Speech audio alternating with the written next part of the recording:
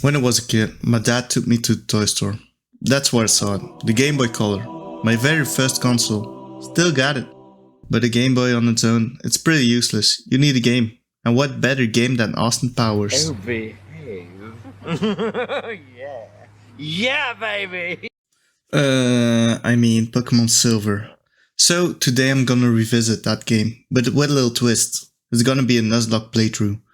For the uncultured people who don't know what a Nuzlock is, it's basically making the game harder by adding some rules to it. I'm gonna follow 3 main rules. First rule, when a Pokemon faints, it dies. You can no longer use it. The second rule, you can only catch the first wild Pokemon encountered in each area, and none else. If the first wild Pokemon encounters faints or flees, there are no second chances. Lastly, we have the third and most important rule. You have to name each Pokemon you catch. And with this out of the way, we can finally start playing.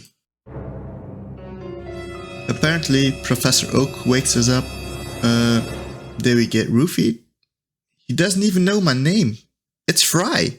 He asks if we want to go on an adventure. It's kinda weird and all. We don't really know him, but hey, why not?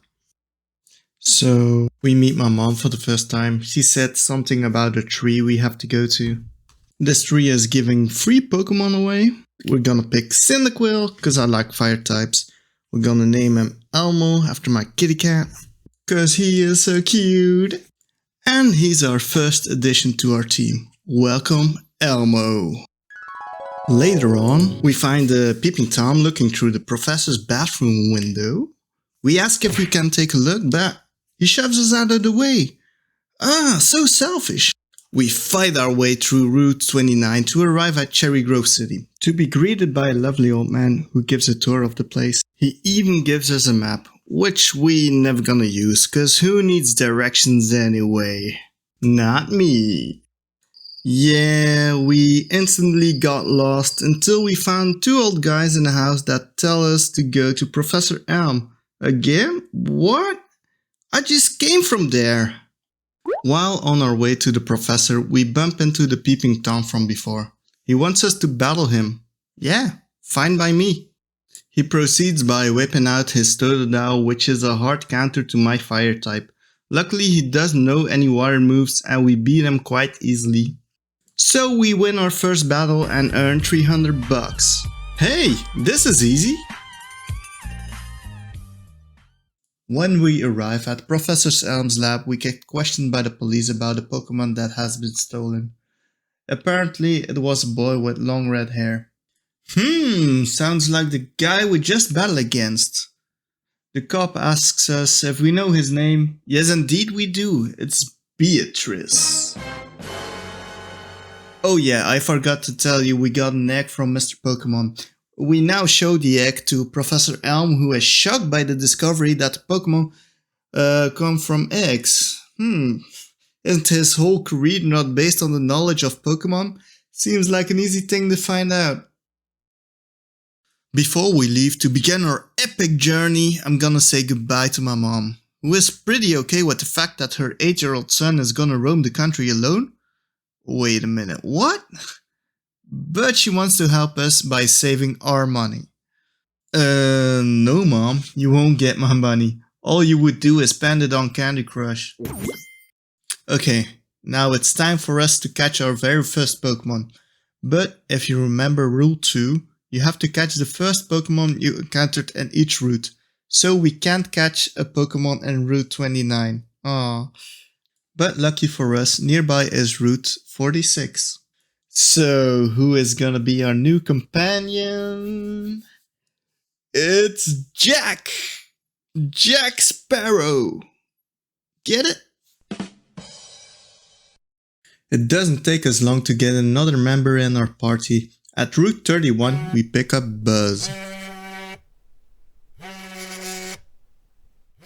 As we enter Violet City, we see a giant pagoda. We look at the sign and it tells us it's a Sprout Tower.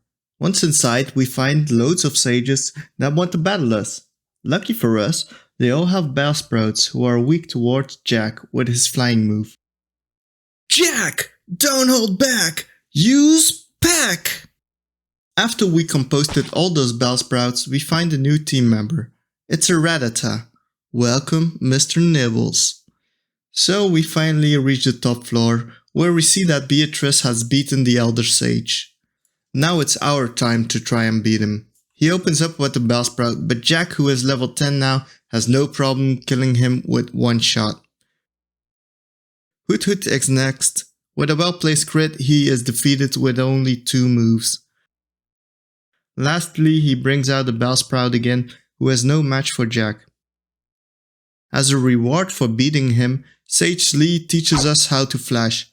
Oh jeez, thanks, I'm gonna go now. Goodbye. After we left that dodgy place, it's time to prepare us for our first gem battle. But before that, we have to go to the Dark Cave to catch Draco the Zubat. Okay, now we're all set. With Elmo, Mr. Nibbles, Buzz, Jack and Draco in our team, this gym won't be a problem. The first trainer sends out the Sparrow. With Tackle, we take him down after a few hits. Second trainer has 2 Pidgeys. This shouldn't be a problem.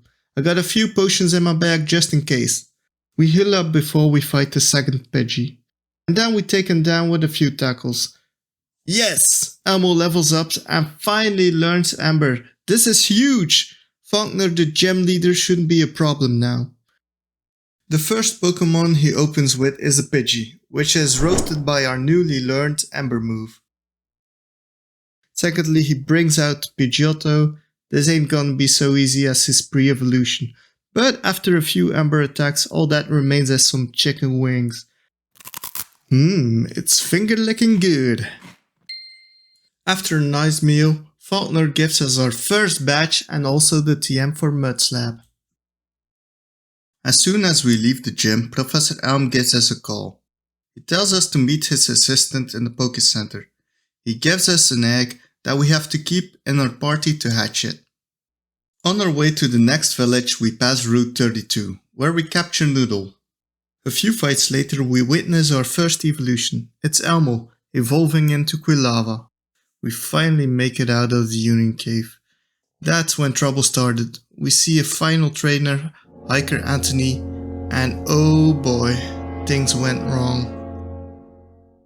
So basically, Geodude is strong against fire, flying and poison. In other words, my whole team.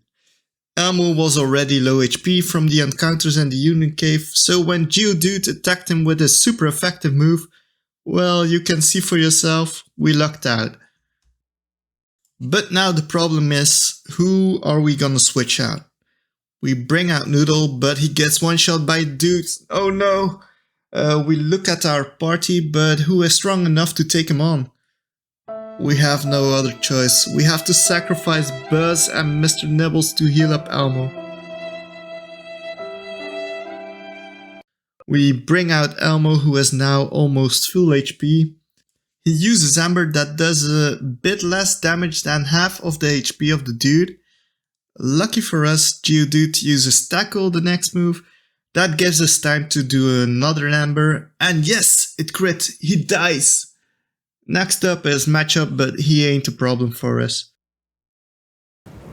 We won, but at what cost? We lost half of our party. I'm sorry I let you down, Noodle, Buzz, and Mr. Nibbles.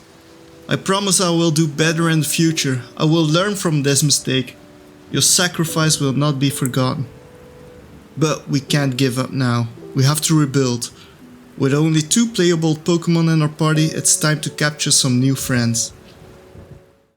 So at Route 33 we capture Miss Nibbles, the widow of our recently passed friend.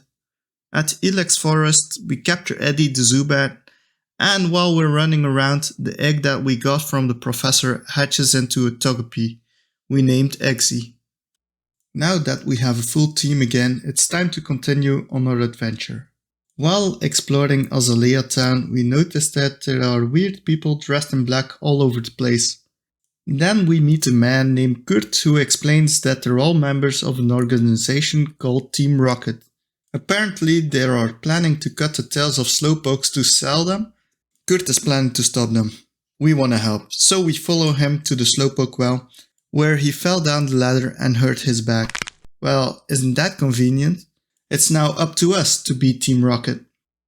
After we defeated all of the Team Rocket grunts who were no problem for our new team, Kurt comes to thank us and invite us into his home. Wait, did he just fake his back pain? As a reward for helping him, he offers to make us Pokeballs out of apricorns. Gotta remember that, can be useful in the future. Now that Team Rocket is gone, we can enter the Azalea Town Gym. The first battle is against the twins Amy and May, but Ms. Nibbles makes quick work of them with Hyperfang. The next few battles is more of the same, Hyperfang all the way. It's time for the main event. Let's get our second batch from Bugsy.